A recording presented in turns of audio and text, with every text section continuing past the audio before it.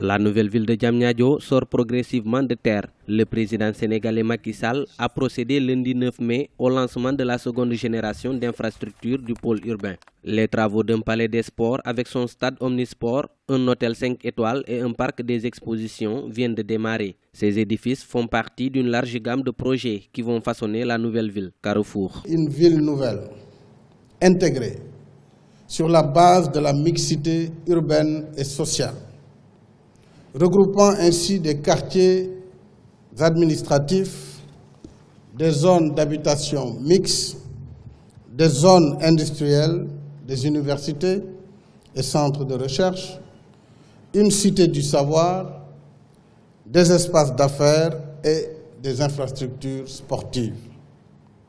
C'est tout cela Diamniadio, pour en faire une ville qui répond aux exigences d'une cité moderne.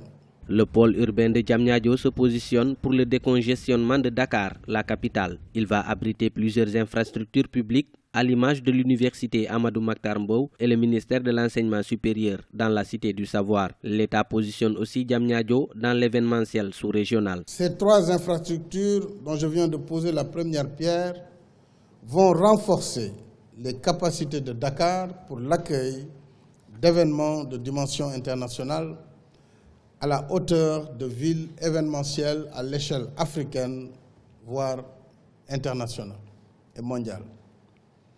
Ainsi, le pôle de Diamniadio se positionne progressivement comme le point nodal d'un grand ensemble de projets.